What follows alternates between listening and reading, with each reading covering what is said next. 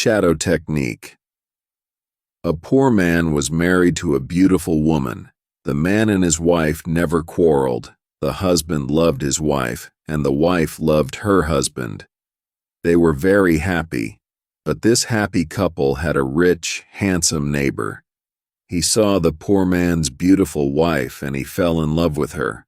I want to marry her myself, he thought. Every day when the woman's husband was working in the fields, the rich man went to the poor man's house.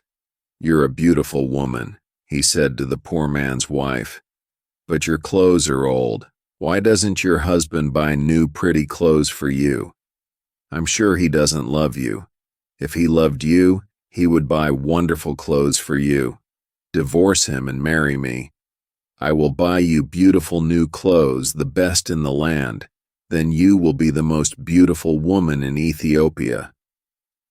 At first, the woman didn't listen to the rich man, but he came to her house every day, and every day he said the same things. At last she began to think, perhaps my neighbor is right. Why doesn't my husband buy beautiful new clothes for me? Perhaps he doesn't love me. That night she said to her husband, "Look at me, husband. My clothes are old and ugly. I want new ones. Buy me some new clothes." Her husband smiled at her. "You don't need new clothes," he said. "You are the most beautiful woman in the world to me."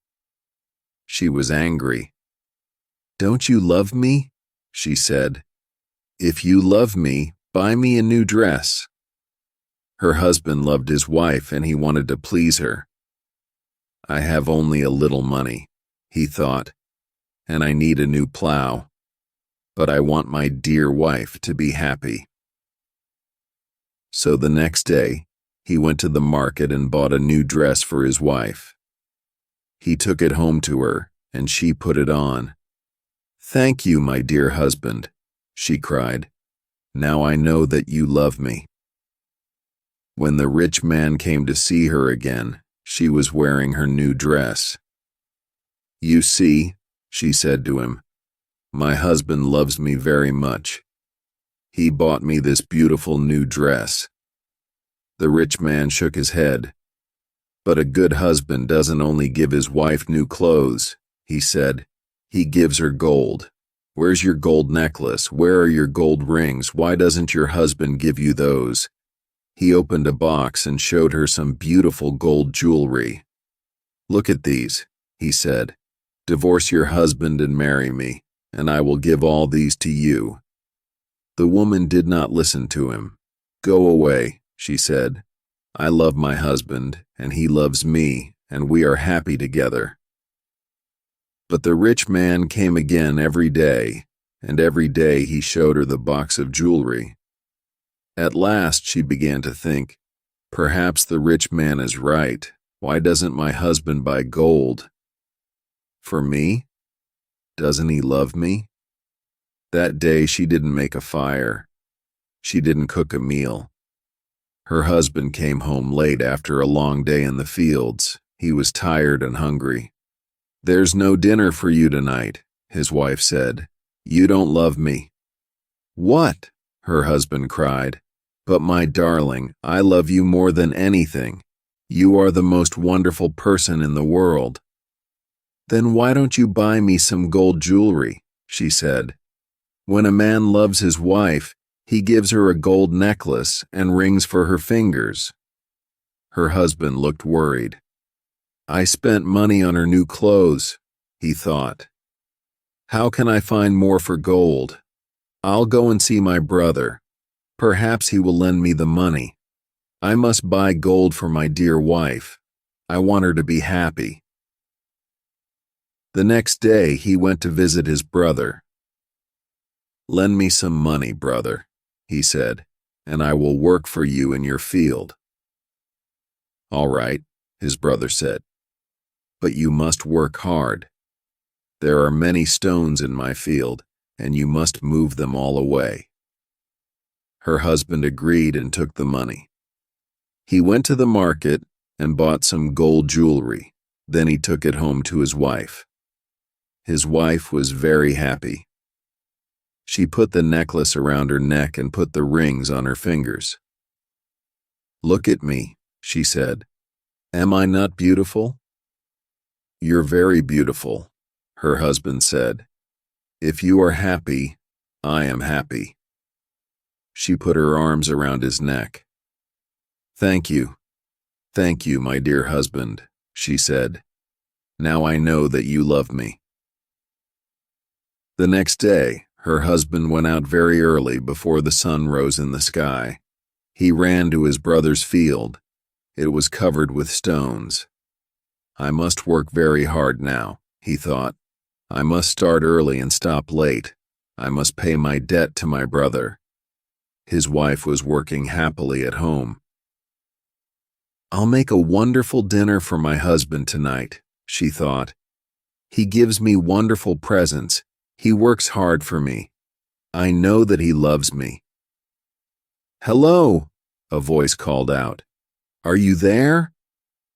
The woman went outside. Her rich neighbor was there.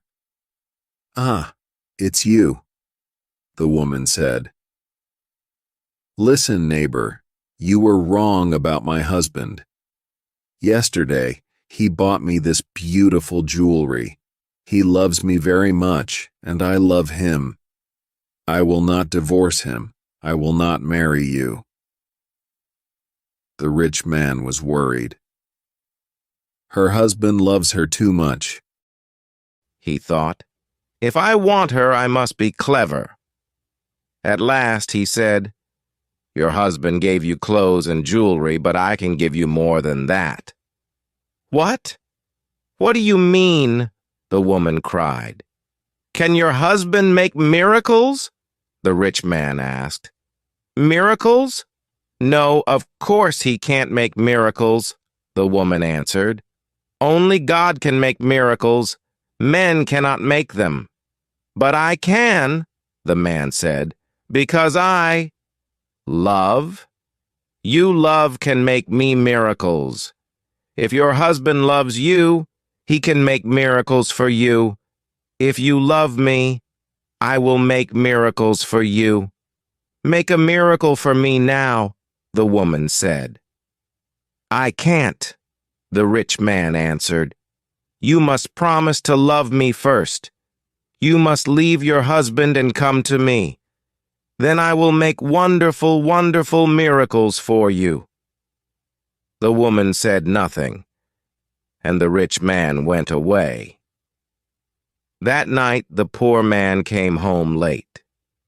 He was very tired and hungry. His wife brought water for him, and he washed himself. She brought delicious food for him, and he ate it. "My poor husband," she thought. "He works so hard for me, and he is so tired and hungry. The rich man is foolish.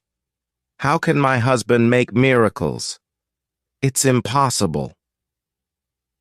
But the next day, and the day after, and the day after that, the rich man came to her house again. "Did your husband make a miracle for you yesterday?" he asked the woman. "Leave him and love me, and I will make many, many miracles for you every day." At last, the woman began to listen to him.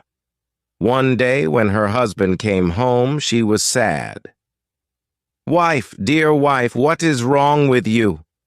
cried her husband. "Are you sick?" "No," she said. "I'm sad because you do not love me." "What?" cried her husband. "But you know that I love you. I bought you new clothes. I bought you gold jewelry. You're the most precious thing in the world to me." "But you don't make miracles for me," his wife said. Her poor husband was very surprised. "Miracles? Of course I can't make miracles," he said. "Why do you want a miracle? Who gave you the idea?" "Our neighbor came to see me today," the woman said. "Love makes miracles," he said. If a man loves a woman, he will make miracles for her. Her husband was very worried. That wicked man wants to take my wife, he thought. All this trouble comes from him. When he first came here, she wanted new clothes. Then she wanted gold jewelry. And now she wants a miracle. What can I do? If I don't make a miracle, perhaps my wife will leave me and marry him. The next day, he went slowly to work in his brother's field. I must pray, he thought. Only God can help me now. He looked up to heaven. "Oh Lord God," he prayed, "please help me to make a miracle. I love my wife, and I want to keep her. Don't let this rich man take her from me." He worked all morning, moving stones from his brother's field. In the middle of the day, he sat down under a tree to rest. A man was sitting there already. "Who are you?" the poor man asked. "I am a wizard," answered the man, "and I have a gift for you. Look, here are 2 sticks. They make miracles." "Miracles?" the poor man said. He was happy now. "What kind of miracles?" "If you touch a person with the first stick," the wizard said, "he will become a donkey." The poor man thought of the rich man, and he smiled. "A donkey," he said. "That's very good. And if I touch him with the second stick, what will happen?" "He will become a man again," said the wizard. The poor man took the sticks and jumped up. "Oh, thank you, my friend," he said.